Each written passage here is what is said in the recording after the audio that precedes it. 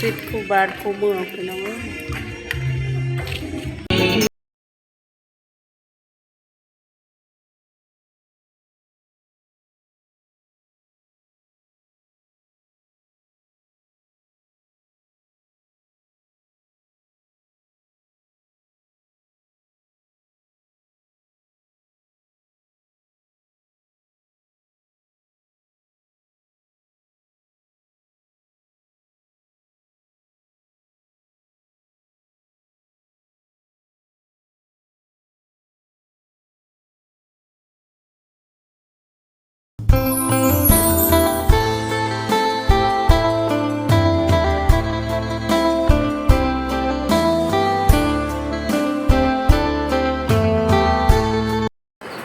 กับทักทายสบายดีพ่อแม่พี่น้องที่หักมีสปอร์ตครับพี่กับน้องมาก็ได้มาฮดมาส่งค่ะตอนหับปีใหม่เลยถ้าบรรยากาศจะเป็นใดๆนะครับที่ทางน้องไปติดตามหับชมกันเลยก่อนอื่นจะซื้อน้ำปั้นกินก่อนอากาศร้อนหลายเนาะมื้อนั้นก็เป็นภาพบรรยากาศย้อนหลังเนาะ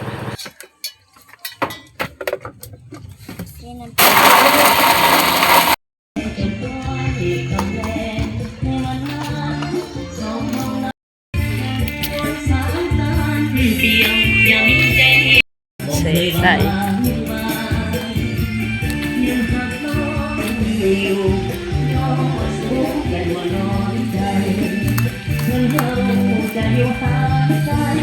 ส่วนหัวใจเขาให้ต้องการความปูนมันเยอะนะใจน้อง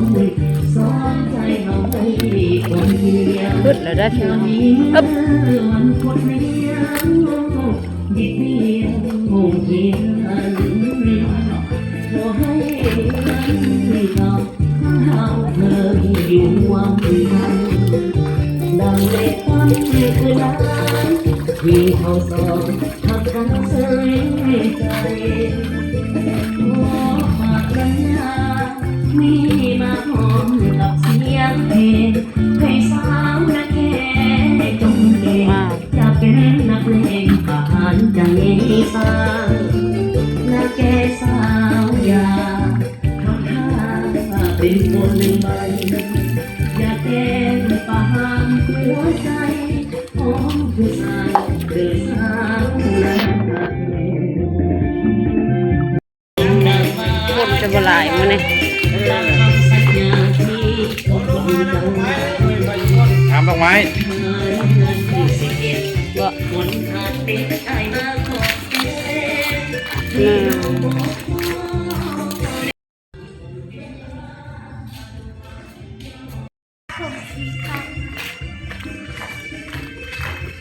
สิทธิ์ครูบาครูเมืองพี่น้อง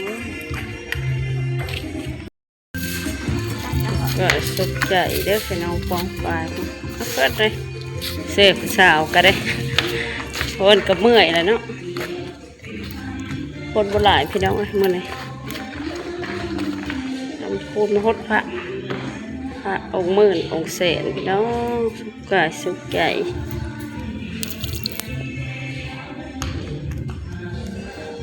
ความพูดมันเยินเนาะอยู่เย็นเป็นสุขตลอดปีตลอดไป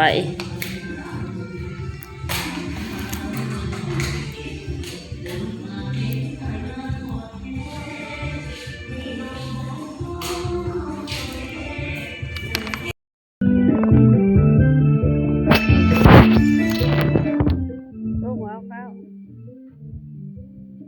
น้ำพระมันจะไปโหดพระน้ำ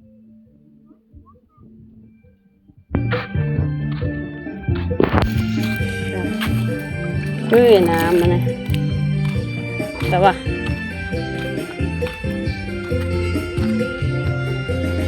วันพุธ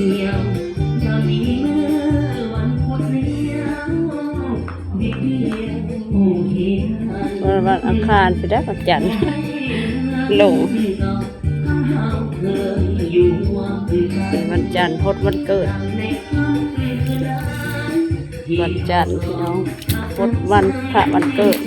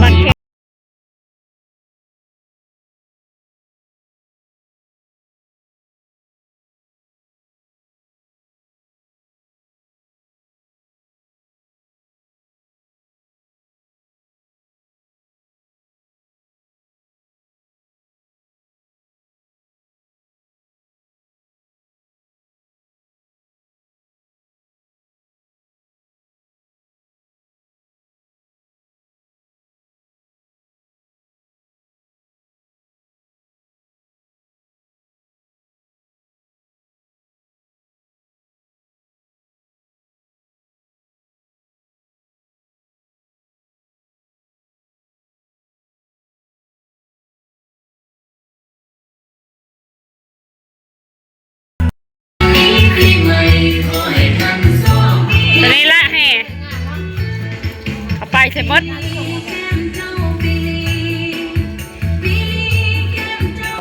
มาวันนี้ก็ขอจบคลิปก็เด้อขอขอบใจทุกท่านเลยนะที่มาหับชมคลิปสอบ